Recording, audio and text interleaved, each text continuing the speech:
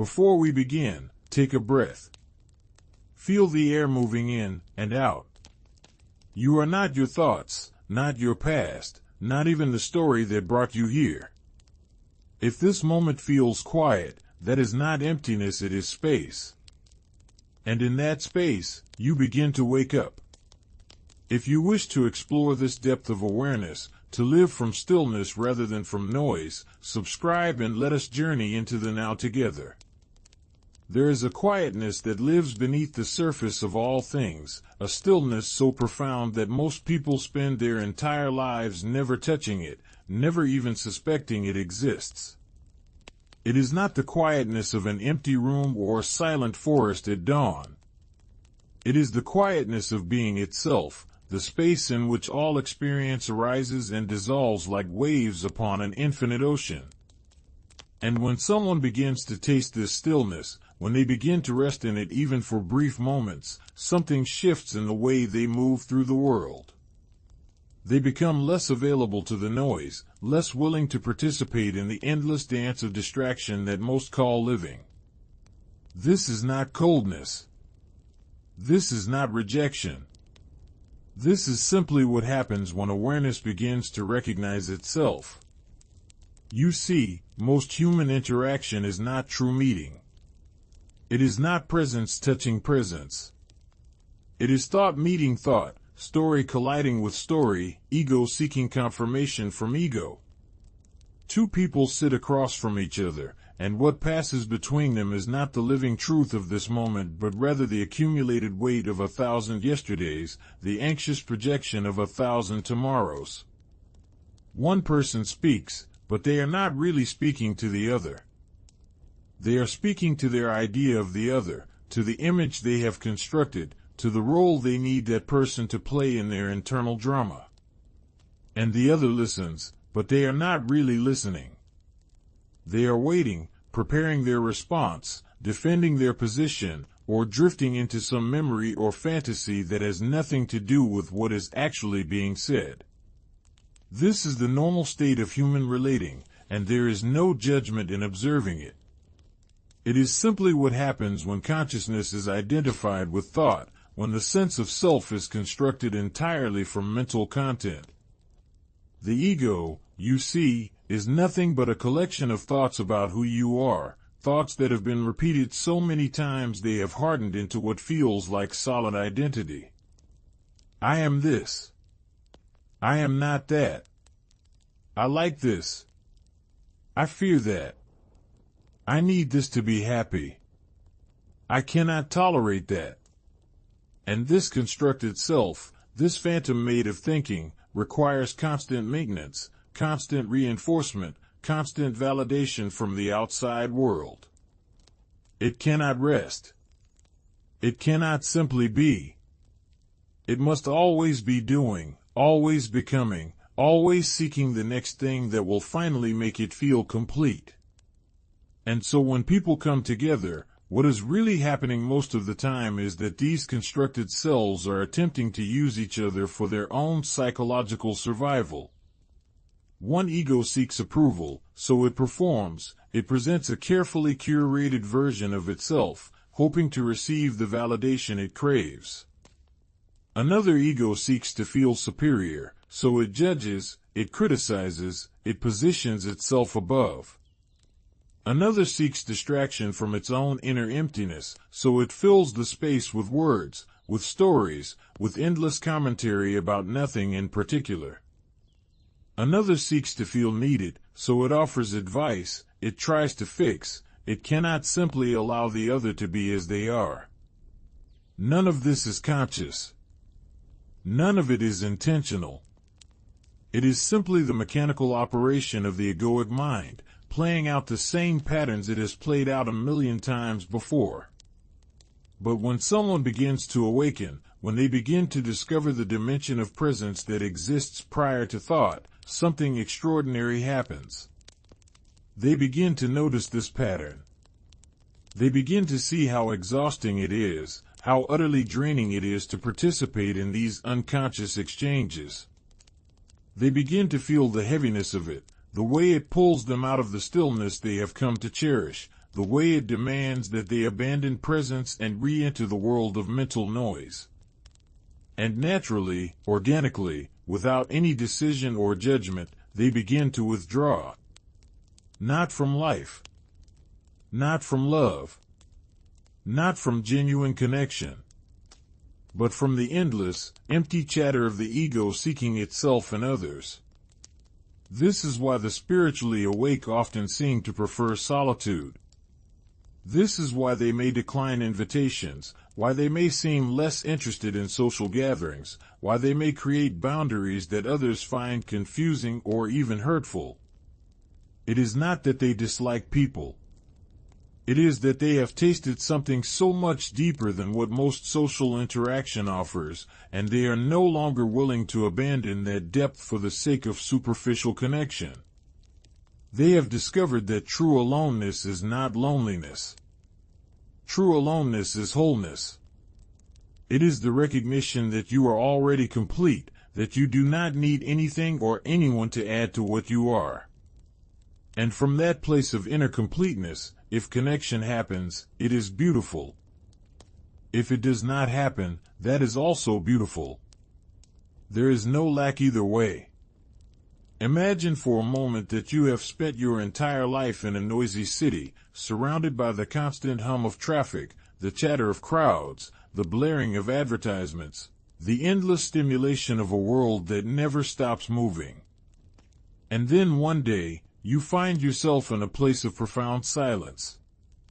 Perhaps it is a monastery high in the mountains, or a cabin deep in the forest, or simply a moment of unexpected stillness in your own living room.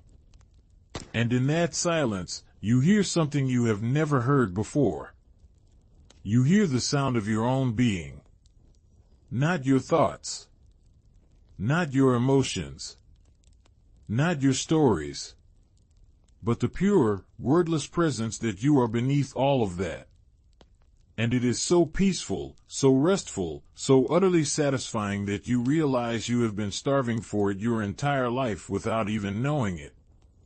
Now, having tasted that silence, imagine someone knocking on your door, bursting in with loud music, with complaints about their day, with gossip about people you do not know, with demands for your attention, your energy, your agreement. Can you feel what happens in that moment? There is a contraction, a resistance, not because you dislike the person, but because you are being asked to leave the sanctuary you have just discovered and re-enter the noise. You are being asked to abandon presence and return to the world of the mind, the world of problems and stories and endless becoming. And something in you simply says no. Not with anger. Not with judgment. But with a quiet, firm knowing that you cannot go back to living that way, not fully, not anymore. This does not mean that the awakened person becomes a hermit, cut off from all human contact. That would be another form of ego, another story about being special or separate. True awakening does not reject the world. It simply sees through the illusions that most people take to be reality. And one of the greatest illusions is that you need constant social interaction to be happy, that you need to be surrounded by people, that you need to fill every moment with activity and conversation. This belief is so deeply embedded in most cultures that anyone who questions it is often viewed with suspicion. What is wrong with them? Why do they want to be alone? Are they depressed? Are they antisocial? Are they arrogant? But the awakened person is not depressed. They are not running away from life. They are running toward it, toward the fullness of it, toward the depth of it that can only be found in stillness. They have discovered that the constant need for external stimulation is actually a form of avoidance, a way of escaping the present moment, a way of drowning out the quiet voice of being that is always speaking beneath the noise. And they have also discovered that most people are deeply uncomfortable with silence, deeply uncomfortable with simply being, because in that silence, in that simple being, the ego has nothing to do. It cannot perform. It cannot achieve. It cannot become. It can only dissolve. And for the ego, dissolution feels like death. So when someone who is identified with ego encounters someone who is resting in presence, there is often a subtle conflict, an unspoken tension. The ego wants to pull the other person back into the world of thought, back into the drama, back into the story. It will ask questions that demand mental engagement. It will create problems that need solving. It will stir up emotions that require reaction. It will do anything to avoid the discomfort of simply being present with what is. And the person who has awakened to presence can feel this pull, can feel the demand to abandon stillness and re-engage with the mind. And often, the kindest thing they can do, both for themselves and for the other person, is to simply not be available for that dance. There is a beautiful paradox here. The more you awaken to your true nature, the more you realize that you are not separate from anything or anyone. You are the consciousness in which all experience arises. You are the space in which all forms appear and disappear. You are intimately connected to every living being, not through thought or emotion, but through the very ground of existence itself. And yet, at the same time, you become less interested in the superficial forms of connection that most people mistake for intimacy. You become less willing to engage in small talk and gossip and the endless exchange of opinions and judgments that fills most conversations. Not because you think you are better than others, but because you have seen through the illusion that these things bring genuine connection. They do not. They only reinforce the sense of separation, the sense that you are a separate self trying to connect with other separate selves. True connection happens in presence. It happens when two people meet in the space of now, without the filter of thought, without the need to be anything other than what they are.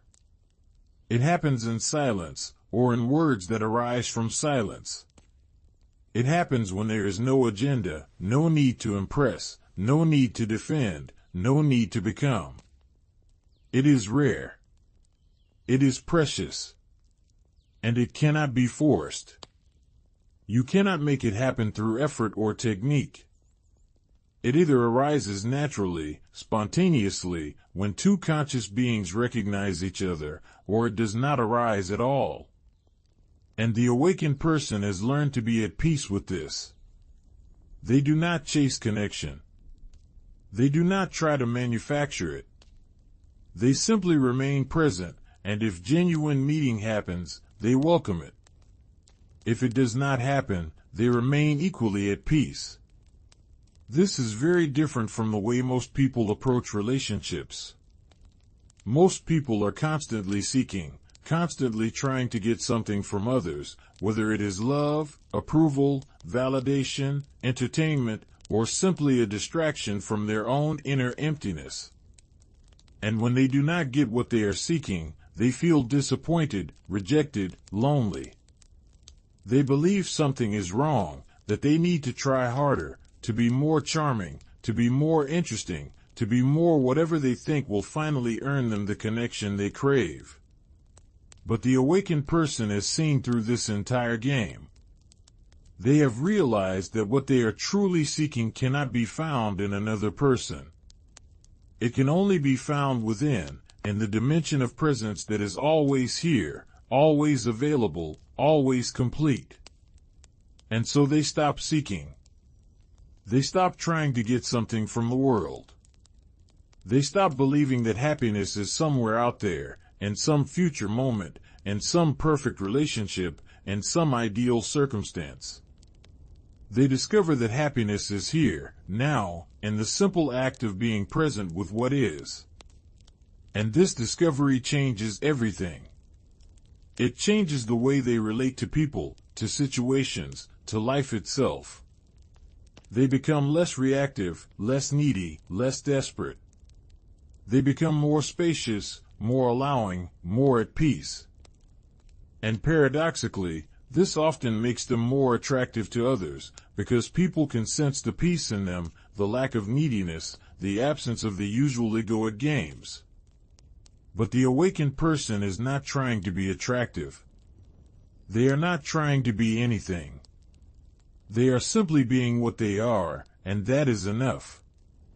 When visitors come, when people knock on the door of someone who has awakened to presence, what they often bring with them is the energy of the world, the energy of the mind, the energy of becoming. They bring their problems, their stories, their need for attention, their unconscious patterns. And the awakened person can feel this energy immediately. It is not that they judge it or reject it. It is simply that they recognize it for what it is, and they know that engaging with it will pull them out of presence and back into the world of thought. And so they may choose not to answer the door. They may choose to protect the stillness they have cultivated, not out of selfishness, but out of a deep knowing that this stillness is the most valuable thing they have to offer the world. Because when you are truly present, when you are truly at peace, you become a portal through which others can glimpse their own true nature. But if you abandon your presence to accommodate the ego of another, you lose that gift. You become just another voice in the noise. This is not to say that the awakened person never engages with others, never helps, never participates in the world.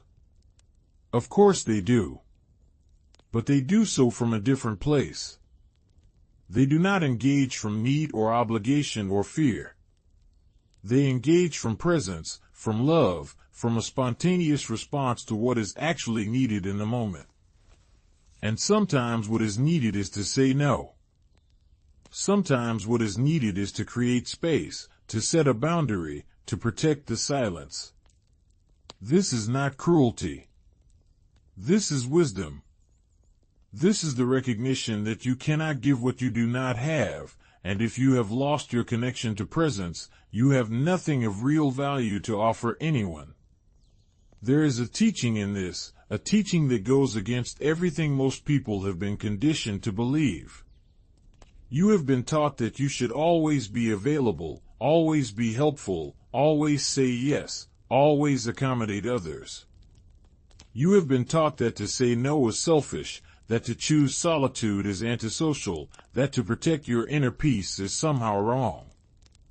But this teaching comes from the ego, from the world of form, from the belief that you are a separate self who must constantly prove your worth through action and service. The truth is very different. The truth is that your primary responsibility is not to others but to presence itself, to the consciousness that you are. And when you honor that responsibility, when you remain rooted in presence, you naturally become a blessing to others, not through what you do, but through what you are. Think of it this way. If you have a well of fresh, clear water within you, and you allow everyone who passes by to take from that well without ever allowing it to refill, eventually the well runs dry. And then you have nothing to offer anyone, including yourself. But if you protect that well, if you allow it time to refill, if you do not let it be drained by every passing demand, then it remains full, and you can offer water to those who are truly thirsty, to those who are ready to receive it, to those who will not waste it or pollute it with their unconsciousness. This is not selfishness. This is stewardship. This is the wise management of the most precious resource you have, which is your presence, your peace, your connection to the source of all life. The spiritually awake person understands this deeply. They understand that their peace is not a luxury or an indulgence. It is the very foundation of their existence, the ground from which all genuine action arises. And so they guard it carefully, not with aggression or defensiveness, but with a quiet, firm commitment to remaining present. They know that the world will always be pulling them toward distraction, toward drama, toward the endless dance of the ego. And they know that if they allow themselves to be pulled, they will lose the one thing that truly matters, which is their awareness of the eternal now. And here we arrive at something profound, something that can only be understood through direct experience, not through intellectual analysis. The ego believes that it exists in time, that it has a past and a future, that it is moving through life towards some destination. And from this perspective, every moment is evaluated based on whether it is moving you closer to or further from your goals, your desires, your idea of how life should be. A visitor arrives, and the ego immediately begins calculating. Is this person useful to me? Will they make me feel good? Will they waste my time? Will they drain my energy? And based on these calculations, the ego decides whether to welcome the visitor or resent their presence. But presence does not calculate. Presence does not evaluate. Presence simply is.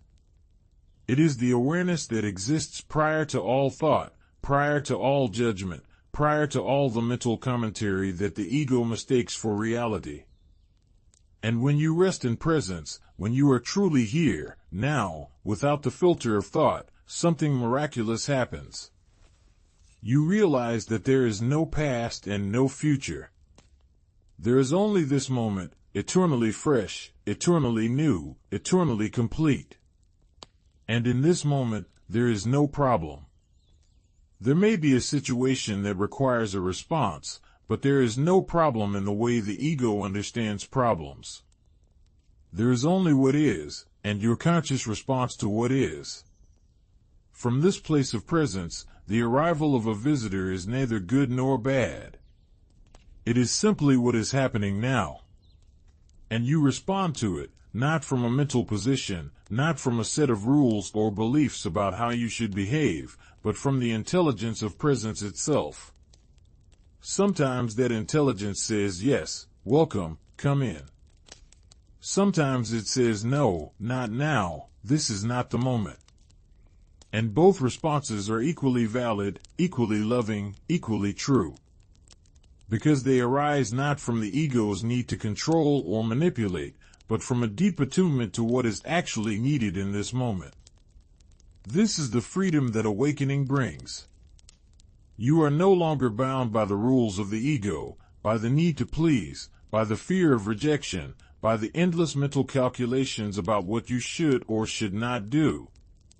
You are free to respond to life as it is, moment by moment, without the burden of past conditioning or future anxiety. And in that freedom, you discover that you do not need to like or dislike visitors.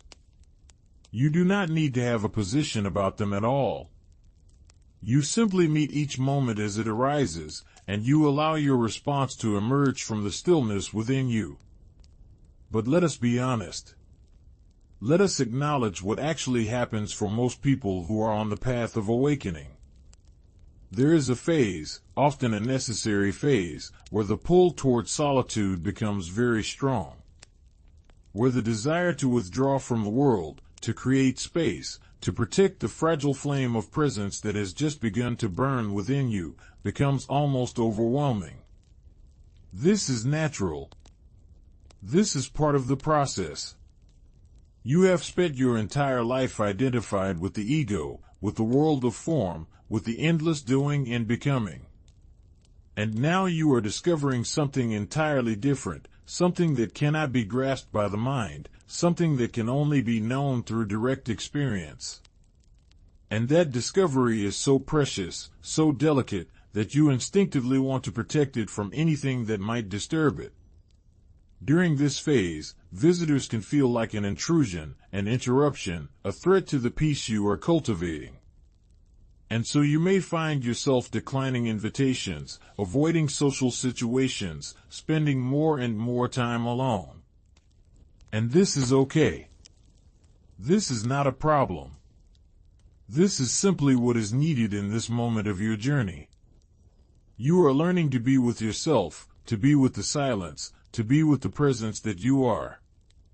You are learning that you do not need external stimulation to feel alive, that you do not need constant activity to feel fulfilled, that you do not need other people to validate your existence. These are profound lessons, and they require time and space to integrate. But there is also a danger here, a subtle trap that the ego can use to reassert itself. The ego is very clever. It can take even the most profound spiritual insights and turn them into a new form of identity, a new story about who you are. And so you may find yourself thinking, I am someone who is spiritually awake. I am someone who values solitude. I am someone who does not need others. I am different from all those unconscious people out there. And suddenly, without even realizing it, you have created a new ego, a spiritual ego, which is just as much a prison as the old ego, perhaps even more so because it is disguised as enlightenment. The true test of awakening is not whether you prefer solitude or company. It is whether you are free from the need to prefer anything at all. It is whether you can be equally at peace in silence or in conversation, in aloneness or in togetherness, in stillness or in activity. It is whether you have transcended the ego's constant need to position itself, to define itself, to create a story about who you are and who you are not. Because the truth is, you are not a person who likes or dislikes visitors. You are not a person at all. You are the consciousness in which the person appears, the awareness in which all experience arises and dissolves. And from that awareness, there is no problem with visitors. There is no problem with anything. There is only the eternal now, and whatever form it takes in this moment. Sometimes the form is solitude, and you rest in that. Sometimes the form is company, and you rest in that. Sometimes the form is silence, and you rest in that. Sometimes the form is conversation, and you rest in that. You are not attached to any particular form. You are not identified with any particular preference. You are simply present, simply aware, simply here. And that is the ultimate freedom. So let us look more deeply at what happens when someone who is resting in presence encounters someone who is deeply identified with ego. There is an energetic exchange that takes place, a subtle but very real transmission of consciousness or lack of consciousness. When you are present, you emanate a certain quality of being. It is not something you do. It is simply what you are. And that quality has an effect on those around you. Some people are drawn to it. They may not understand it intellectually, but they can feel it. They can sense that there is something different about you, something peaceful, something still. And in your presence, they may find themselves becoming more present as well, even if only for a moment. The constant chatter of their mind may slow down. The tension in their body may ease. They may experience a brief glimpse of the peace that is always available beneath the surface of thought. But other people are threatened by it. The ego, you see, survives through identification with thought, with story, with drama. And when it encounters someone who is not playing that game, someone who is not feeding the drama, someone who is simply present, it feels destabilized. It does not know what to do. It cannot manipulate presence. It cannot control it. It cannot use it for its own purposes. And so it reacts. It may become aggressive, trying to provoke a reaction, trying to pull you back into the world of ego. It may become needy, demanding your attention, your energy, your validation. It may become judgmental, criticizing your stillness, your silence, your lack of participation in the usual social games. Or it may simply become uncomfortable and leave, unable to tolerate the mirror that your presence holds up to its own unconsciousness. None of this is personal. It has nothing to do with you as an individual. It is simply the mechanical reaction of the ego when it encounters consciousness. And the awakened person understands this. They do not take it personally. They do not feel hurt or rejected or misunderstood.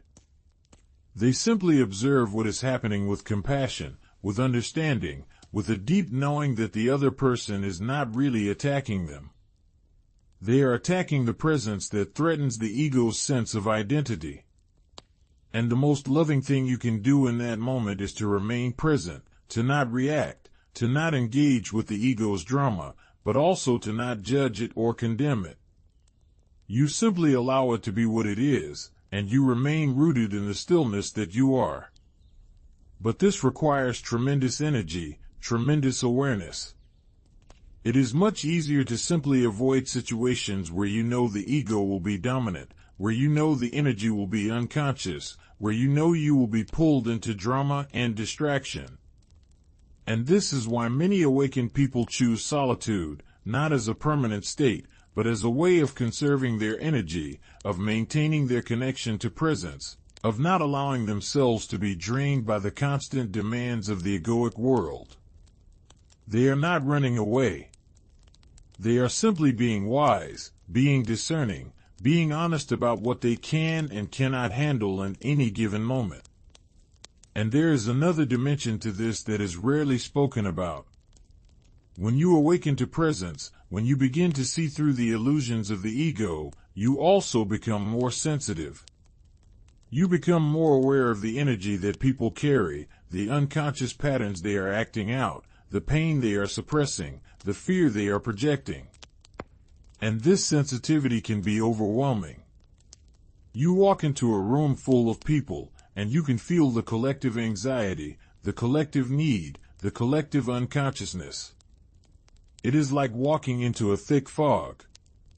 And if you are not firmly rooted in presence, if you have not yet developed the capacity to remain centered in the midst of that fog, you can easily be pulled into it, lost in it, consumed by it.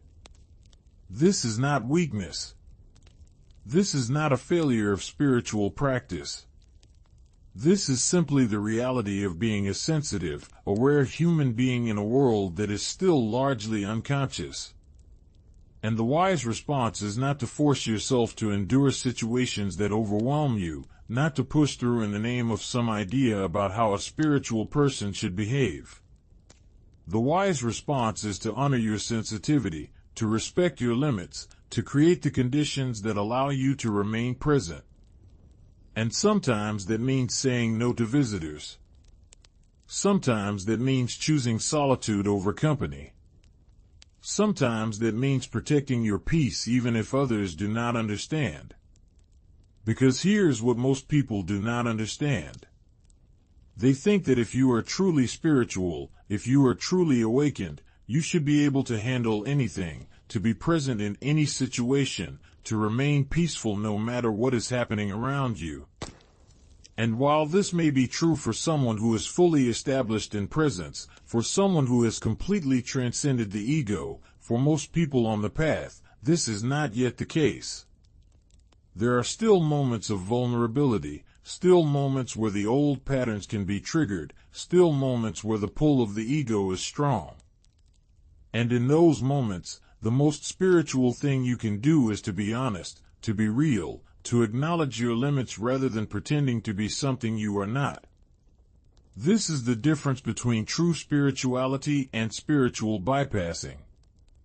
Spiritual bypassing is when you use spiritual concepts to avoid dealing with your actual experience, when you pretend to be more awakened than you are, when you force yourself to be loving and accepting and peaceful even when what you really feel is overwhelmed and exhausted and in need of space. True spirituality is radical honesty. It is the willingness to see what is actually true in this moment, without judgment, without the need to be anything other than what you are. And if what is true is that you need solitude, that you need silence, that you need to say no to visitors, then that is what you honor. Not because you are being selfish, but because you are being real. And in that realness, and that honesty, there is a deeper teaching. You are teaching others, through your example, that it is okay to have boundaries, that it is okay to honor your needs, that it is okay to choose presence over people-pleasing. You are showing them that true love does not mean sacrificing yourself for others, that true compassion does not mean allowing yourself to be drained, that true service does not mean saying yes to every demand. True love, true compassion, true service all arise from a place of fullness, from a place of presence, from a place of inner peace. And if you do not have that peace, if you have lost your connection to presence, then the most loving thing you can do is to step back, to create space, to return to the stillness within you. Now, let us explore what happens in the moment when a visitor arrives and you are deeply present. Let us say you are sitting in your home, in a state of profound stillness. There is no thought, or if there is thought, it is like a distant cloud passing through a vast sky. You are not identified with it. You are simply aware of it. Your body is relaxed, your breath is natural, and there is a sense of spaciousness, of openness, of being completely here, completely now. And then the doorbell rings. In that instant, something shifts. The mind immediately wants to engage. Who is it? What do they want? Should I answer? Do I have time for this? And if you are not careful, if you are not deeply rooted in presence, you can be pulled out of stillness and into the world of thought in a fraction of a second. But if you remain present, if you do not follow the mind into its stories and calculations, something different happens. You simply notice the sound of the doorbell. You notice the arising of thought. You notice the subtle tension in the body. And you remain as the awareness that notices all of this, without becoming identified with any of it. And from that place of awareness, you respond. Perhaps you go to the door. Perhaps you do not. But whatever you do, it is not a reaction. It is a conscious response, arising from presence, not from the conditioned patterns of the ego. And if you do open the door, if you do allow the visitor in, you meet them from that place of presence. You are not thinking about what you should say or how you should behave. You are simply here, simply aware, simply open to what is. And in that openness, something beautiful can happen. The visitor may feel it. They may not be able to name it, but they can sense that they are being met in a different way, that they are being seen not as a role or a function or a means to an end, but as a living presence, as consciousness itself appearing in a particular form. And in that recognition, even if it is only for a moment, something in them relaxes. The constant striving of the ego softens. The need to perform, to impress, to defend, falls away. And for a brief moment, there is genuine meeting, genuine connection, genuine presence touching presence. This is the gift that presence offers. Not through words, not through actions, but simply through being. When you are truly present, you create a space in which others can become present as well. You become a mirror in which they can see their own true nature, even if only for a fleeting instant. And that instant can be transformative. It can plant a seed that will grow over time, a seed of awareness, a seed of the recognition that there is something more than the endless cycle of thought and emotion and drama that most people take to be life. But this gift can only be given if you have it to give. And you can only have it if you protect it, if you nurture it, if you do not allow it to be drained by unconscious interactions. This is why the spiritually awake are so careful about who they allow into their space, about how they spend their time, about what they give their energy to. They are not being selfish. They are being responsible. They are being stewards of the most precious thing in existence, which is consciousness itself, presence itself, the awareness that is the source and substance of all life. And so we return to the original question, the original observation. Why do the spiritually awake not like visitors? And now perhaps you can see that the question itself is based on a misunderstanding. It is not that they do not like visitors. It is that they have a different relationship with visitors, with people, with the world. They are not seeking anything from the world.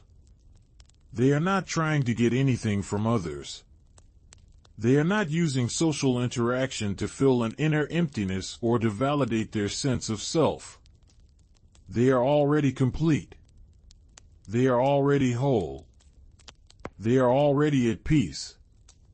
And from that place of completeness, they engage with the world in a way that is free, spontaneous, and deeply loving, but also discerning, boundaried, and protective of the stillness that is their true home.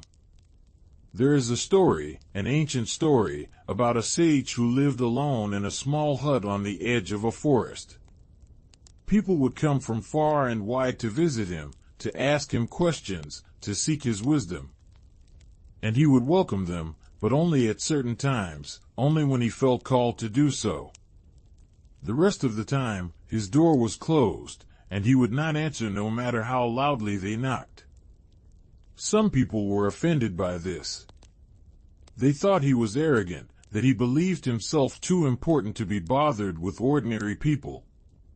But those who truly understood, those who had tasted even a little bit of the stillness that the sage lived in, they knew. They knew that he was not rejecting them. He was protecting something infinitely more valuable than any conversation, any teaching, any interaction. He was protecting the silence from which all true wisdom arises. And when he did open his door, when he did allow visitors in, those who came found that his words carried a weight, a depth, a power that ordinary words do not have. Because they were not coming from the mind. They were not coming from accumulated knowledge or clever thinking. They were coming from the silence itself, from the presence that he had cultivated through years of solitude and stillness. And those words could penetrate the heart, could awaken something in the listener that had been asleep, could point them toward the truth of their own being in a way that 1,000 books or lectures never could. This is the paradox. The more you withdraw from the world, the more you have to offer it. The more you protect your solitude, the more powerful your presence becomes. The more you say no to unconscious interactions, the more meaningful your yes becomes when you do choose to engage. Because you are not engaging from need or obligation or habit. You are engaging from fullness, from love, from a spontaneous overflow of the peace that you have discovered within yourself. And that kind of engagement, that kind of presence, is rare. It is precious. It is what the world truly needs, even if the world does not know it. But let us also be clear about something. The path of awakening is not about becoming a hermit. It is not about rejecting the world or withdrawing from life. That would be another form of ego, another story, another trap. The true path is about finding the balance, the middle way, where you are in the world but not of it, where you engage with life fully but without losing yourself in it, where you can be with people without abandoning presence, where you can participate in the dance of form without forgetting the formless awareness that you are. And this balance is not something you figure out intellectually. It is not a formula or a technique. It is something that emerges naturally as you deepen in presence, as you become more established in the now. In the beginning, you may need a lot of solitude, a lot of space, a lot of protection from the unconscious energy of the world. But as you grow, as you become more rooted in stillness, you find that you can be present in more and more situations, with more and more people, without losing your center. You find that you can engage with the world without being pulled into its drama, that you can be compassionate without being drained, that you can be loving without being needy. And eventually, if the awakening deepens enough, you reach a point where there is no longer any conflict between solitude and company, between silence and conversation, between being alone and being with others. Because you have realized that you are never really alone. You are always in the presence of the infinite, always held by the consciousness that is the source of all existence. And you are never really with others in the way the ego understands it, because there are no others. There is only the one consciousness appearing as many forms, and you are that consciousness, and so is everyone else. And from that realization, all preference dissolves. All resistance dissolves. All fear dissolves. And what remains is simply love, simply presence, simply the eternal now expressing itself in whatever form it chooses in this moment. But until that realization is fully established, until it has become your living reality rather than just an intellectual understanding, there will be times when you need to choose solitude, when you need to say no, when you need to protect your peace. And this is not a failure. This is not a sign that you are not spiritual enough or not awakened enough. This is simply where you are on the journey. And the most important thing is to be honest about it, to honor it, to not pretend to be somewhere you are not. Because the ego loves to create spiritual ideals, spiritual images of how an awakened person should be. And then it tries to live up to those images, to perform those roles, to be that ideal. But this is just another form of ego, another form of becoming, another form of not being present with what is. True awakening is the death of all ideals, all images, all ideas about how you should be. It is the radical acceptance of what you are, right now, in this moment, with all your imperfections, all your limitations, all your humanness. And from that acceptance, from that deep allowing of what is, transformation happens naturally, effortlessly, without any doing on your part. So if you find yourself wanting solitude, wanting to withdraw, wanting to say no to visitors, do not judge it. Do not make it wrong. Do not try to force yourself to be more social, more available, more accommodating. Simply notice the desire. Feel it fully. And if it feels true, if it feels aligned with your deepest knowing, honor it. Create the space you need. Protect the silence you have discovered. And trust that this is exactly what is needed in this moment of your journey. Trust that you are not running away from life, but running toward it, toward the fullness of it, toward the depth of it that can only be found in stillness. And if others do not understand, if they judge you, if they think you are being antisocial or selfish or strange, let them. Their judgment is not about you. It is about their own unconsciousness, their own inability to recognize the value of presence, their own fear of silence and stillness. You do not need to defend yourself. You do not need to explain. You do not need to justify your choices. You simply remain present, remain true to what you know, remain rooted in the stillness that is your true nature. And in that remaining, you offer the world something far more valuable than any social interaction, any conversation, any performance of the role that others expect you to play. You offer the world your presence. And presence is the only thing that can truly transform, truly heal, truly awaken. Now, let us look at another dimension of this, another layer that reveals itself as you go deeper into presence. When you are identified with ego, when you believe yourself to be a separate self moving through time, you experience life as a series of events, a sequence of moments that are either pleasant or unpleasant, desirable or undesirable. And you spend your life trying to maximize the pleasant moments and minimize the unpleasant ones. You seek out people and situations that make you feel good, and you avoid people and situations that make you feel bad. This is the normal human condition, and there is nothing wrong with it. It is simply what happens when consciousness is identified with form. But when you begin to awaken, when you begin to rest in presence, something shifts. You realize that the pleasant and unpleasant are not inherent qualities of the events themselves. They are interpretations, judgments, mental labels that the ego places on experience. And beneath those labels, beneath the constant evaluation of good and bad, desirable and undesirable, there is simply what is. There is simply the raw, direct experience of this moment, prior to any thought about it. And that raw experience, when you meet it without the filter of judgment, is neither pleasant nor unpleasant. It is simply alive. It is simply here. It is simply now.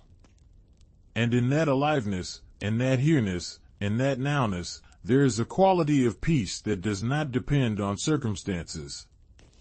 It is not the peace of having everything go your way. It is not the peace of being comfortable or secure or surrounded by pleasant experiences. It is the peace of being present with what is, whatever it is, without resistance, without judgment, without the need for it to be different.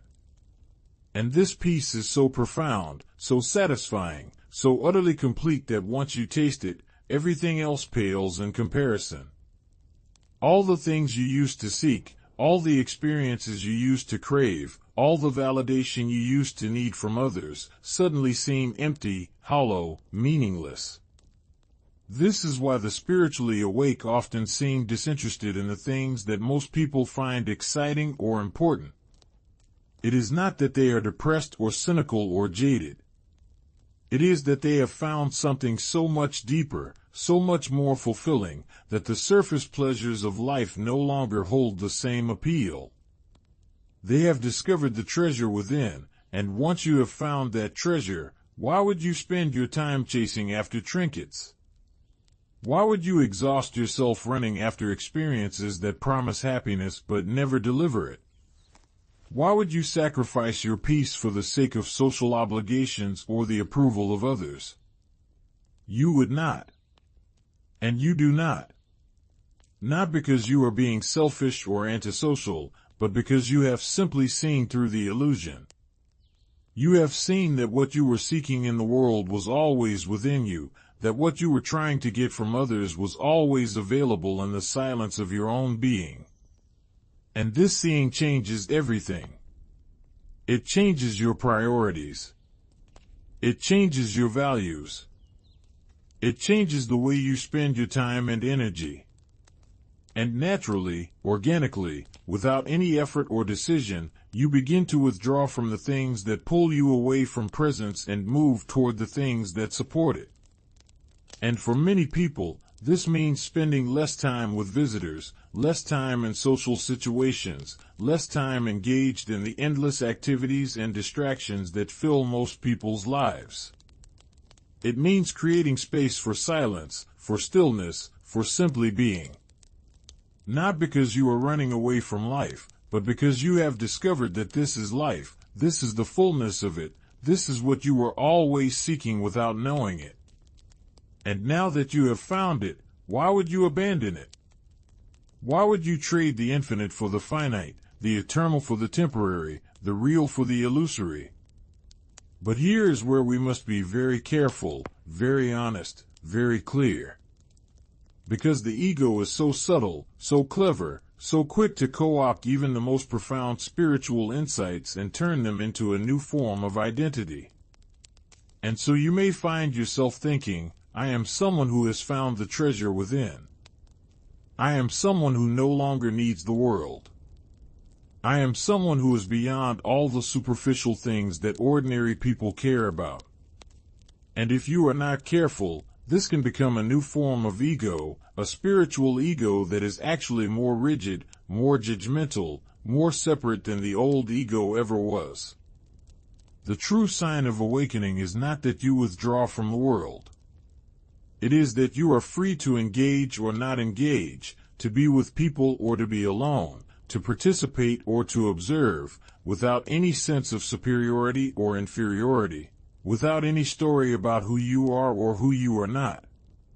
You are simply present, simply aware, simply here. And from that presence, you respond to life as it arises, moment by moment, without the burden of past conditioning or future expectation. Sometimes their response is to welcome visitors. Sometimes it is to close the door. But either way, there is no conflict, no resistance, no sense that something is wrong. There is only what is, and your conscious participation in what is. And this brings us to perhaps the deepest teaching of all, the teaching that can only be understood through direct experience, not through words or concepts. The teaching is this: you are not a person who is having spiritual experiences. You are not a self who is becoming more awakened. You are not an individual who is on a journey toward enlightenment. All of that is story, all of that is ego, all of that is the mind trying to grasp something that cannot be grasped. The truth is that you are the awareness in which all experience arises. You are the consciousness that is reading these words right now. You are the presence that has always been here, that will always be here, that cannot be born and cannot die because it is not a thing, not an object, not a form. It is the formless source of all form, the silent witness of all experience, the eternal now in which all time appears and disappears. And when you realize this, when you truly see it, not as an idea but as your living reality, everything changes. Or rather, nothing changes, because you realize that there was never anything to change. You were always this. You were always free. You were always whole. You were always home. The entire journey, the entire search, the entire struggle to become something other than what you are, was based on a misunderstanding, a case of mistaken identity. You thought you were the person, the body, the mind, the story. But you are not. You are the awareness that is aware of all of that. And that awareness is not separate from anything. It is not isolated or alone. It is the very fabric of existence itself, the consciousness that is looking out through every pair of eyes, that is breathing through every body, that is living every life. And from that realization, the question of whether you like or dislike visitors becomes absurd. Because there are no visitors. There is only consciousness meeting itself in different forms. There is only the one appearing as the many. There is only this eternal moment, forever fresh, forever new, forever complete. And in that moment, there is nothing to seek, nothing to avoid, nothing to become. There is only what is. And what is always enough. What is always perfect. What is always home. But until that realization is fully lived, until it has penetrated every cell of your being, until it has dissolved every last trace of the separate self, there will be times when you need to protect your peace, when you need to honor your sensitivity, when you need to say no to the demands of the world. And this is not a contradiction. This is not a failure. This is simply the human dimension of awakening, the process by which consciousness gradually recognizes itself in form. And that process requires time, requires space, requires patience and compassion and a deep honoring of where you are right now, not where you think you should be. So if you are someone who is on this path, someone who has tasted the stillness and is learning to live from it, be gentle with yourself. Do not judge your need for solitude. Do not compare yourself to some ideal of how an awakened person should behave. Do not force yourself to be more social, more available, more accommodating than you genuinely feel called to be. Simply be honest. Simply be real. Simply honor what is true for you in this moment.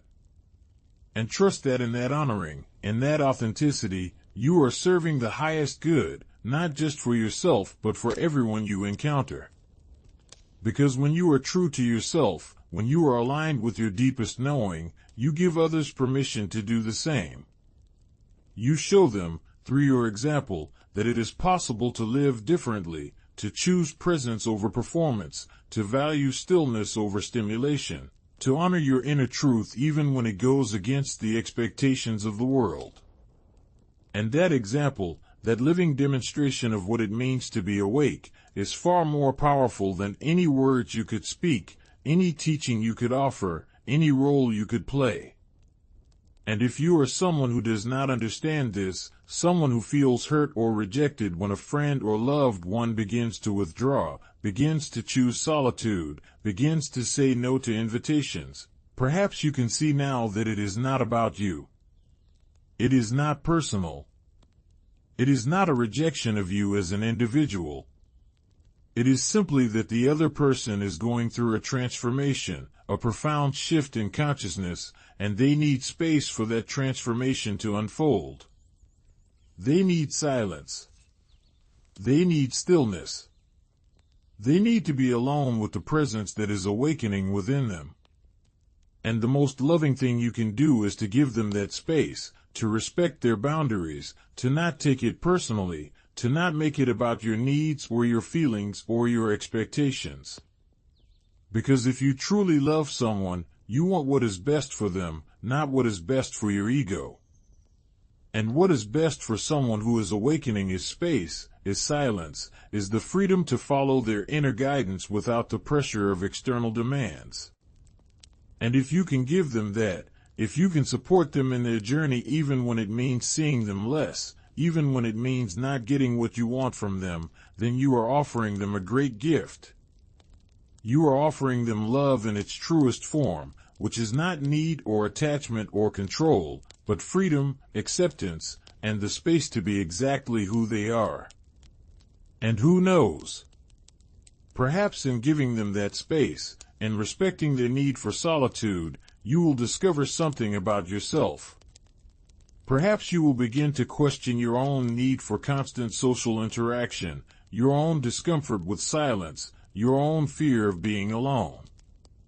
Perhaps you will begin to explore what it would be like to simply be with yourself, without distraction, without entertainment, without the constant need to fill the space with noise. And perhaps, in that exploration, you will discover the same stillness, the same presence, the same peace that your friend has found. And then you will understand. Then you will know why they needed to withdraw. Then you will see that they were not running away from you. They were running towards something infinitely more precious, something that is available to you as well, if only you are willing to stop running and simply be still. Because this is the ultimate invitation, the invitation that every awakened being extends to the world, not through words but through their very presence. The invitation is this: stop seeking. Stop running. Stop trying to become something other than what you are. Simply be still. Simply be here. Simply be now. And in that stillness, and that here-ness, and that nowness, you will discover what you have been seeking all along. You will discover that you are already whole, already complete, already home. You will discover that the peace you have been chasing in the world has always been within you, waiting patiently for you to stop and notice it. You will discover that you are not a separate self struggling to survive in a hostile universe. You are the universe itself, consciousness experiencing itself in form, the infinite playing at being finite, the eternal dancing in time.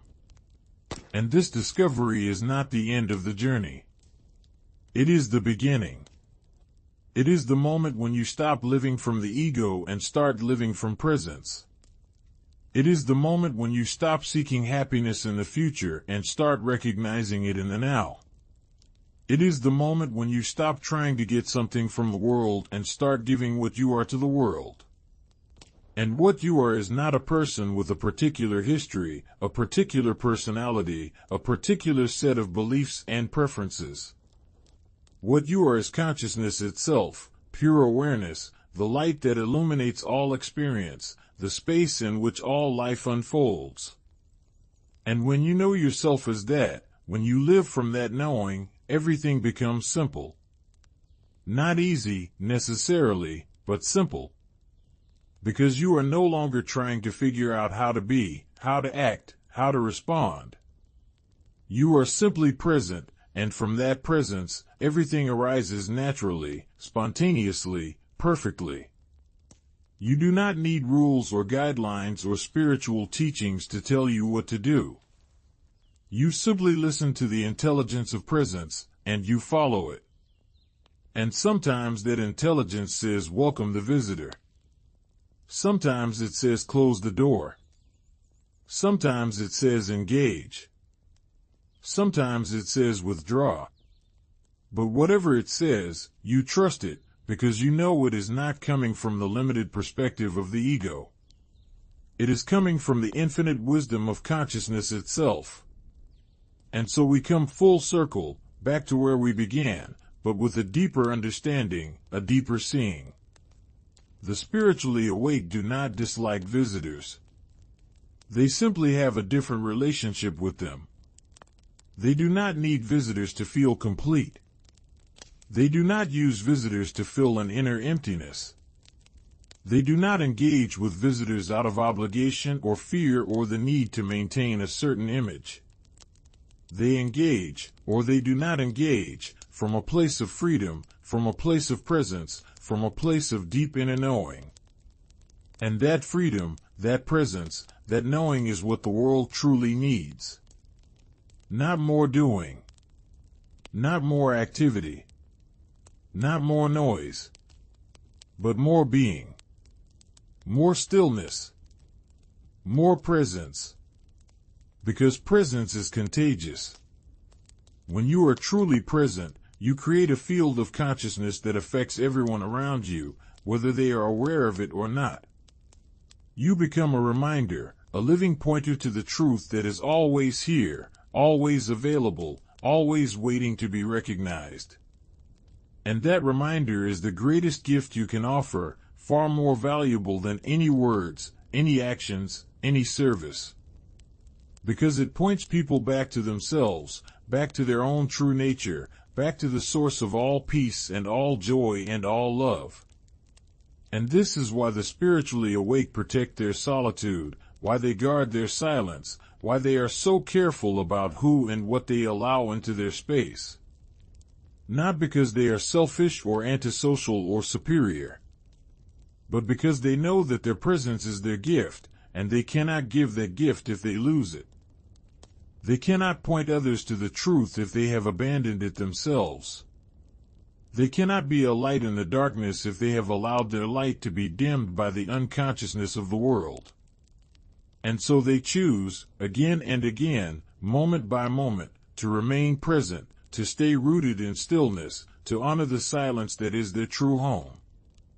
And in that choosing, in that commitment to presence, they become a blessing to all beings, whether those beings recognize it or not.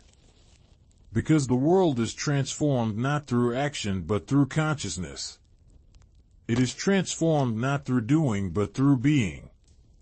It is transformed not through the efforts of the ego but through the presence of awareness.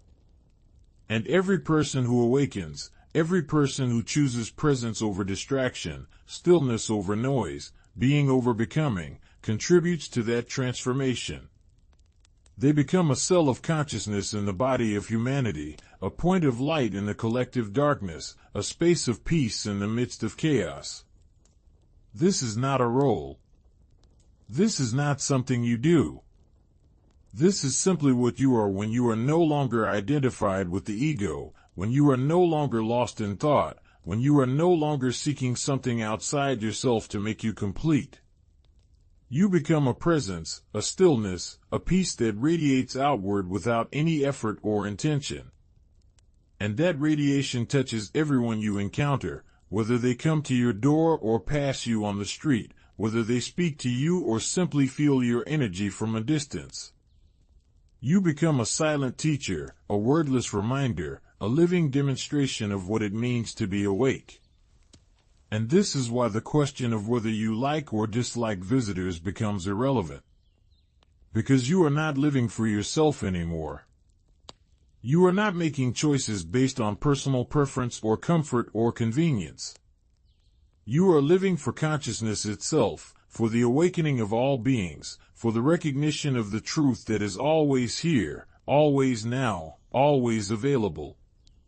And from that perspective, every moment is an opportunity to serve, every encounter is an opportunity to be present, every choice is an opportunity to honor the stillness that you are.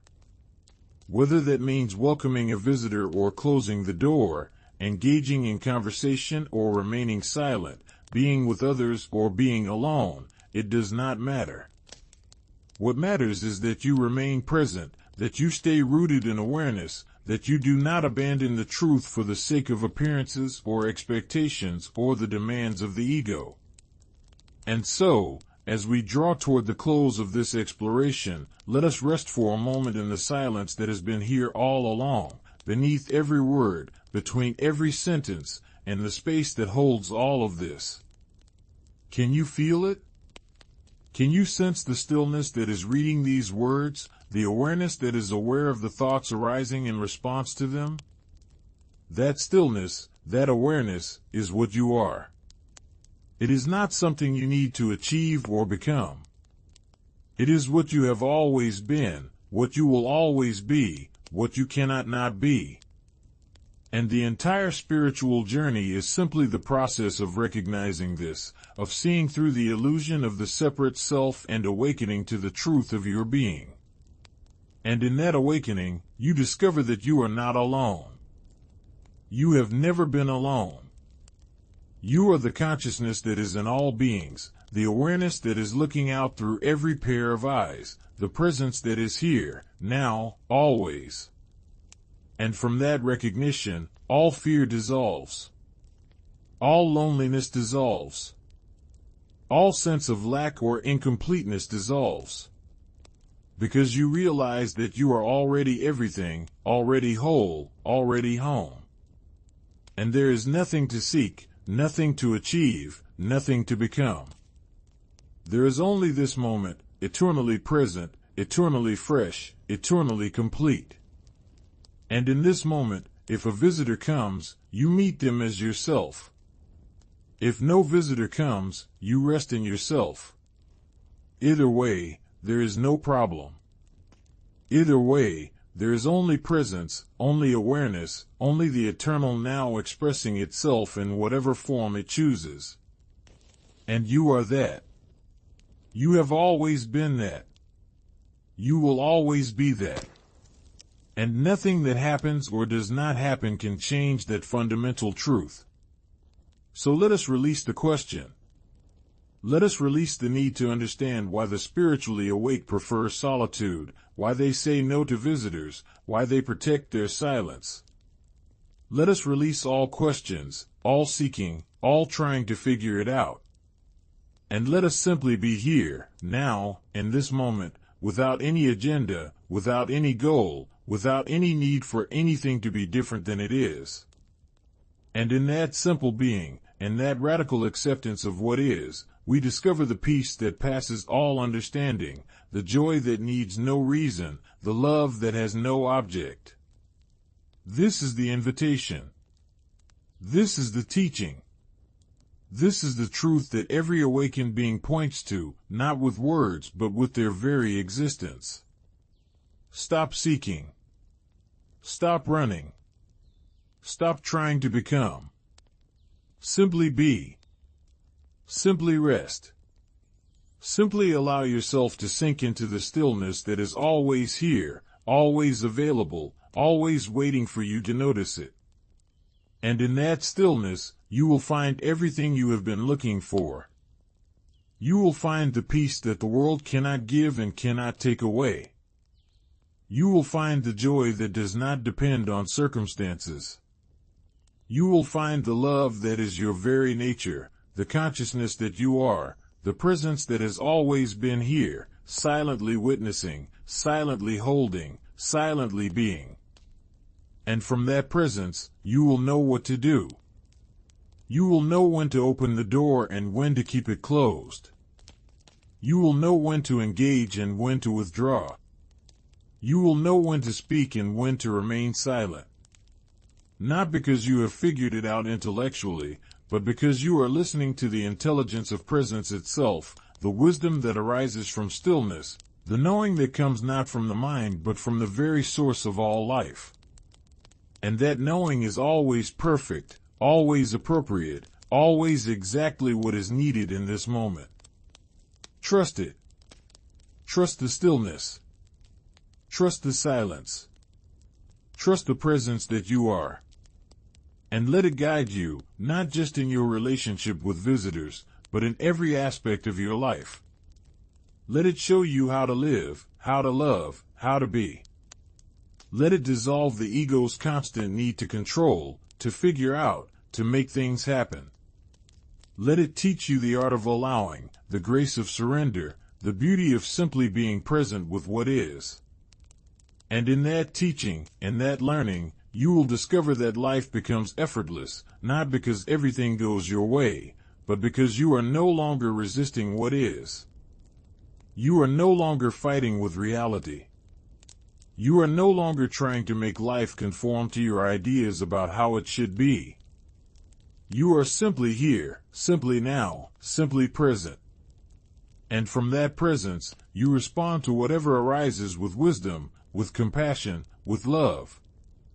Not the love that needs something in return, not the love that is conditional or limited or personal, but the love that is your very nature, the love that flows from the recognition that there is no separation, that all is one, that consciousness is all there is. And that love does not need visitors to express itself. It does not need any particular form or circumstance. It simply is, radiating outward like the sun, touching everything, warming everything, illuminating everything, without any effort or intention. And this is what you become when you awaken. Not a person who likes or dislikes visitors. Not a self who prefers solitude or company. But love itself, presence itself, consciousness itself, expressing in form, dancing in time, playing in the world of appearances while never forgetting the formless source from which all form arises. And in that remembering, in that constant return to presence, you become a gift to the world, a blessing to all beings, a light in the darkness. Not through what you do, but through what you are. Not through your actions, but through your being. Not through your words, but through your silence. And now, the words fade, but the silence remains. If you felt the stillness within this message, stay. Subscribe, not to follow, but to remember again and again that presence is always here, waiting beneath every thought. The true teaching is not in the words you just heard, but in the space between them.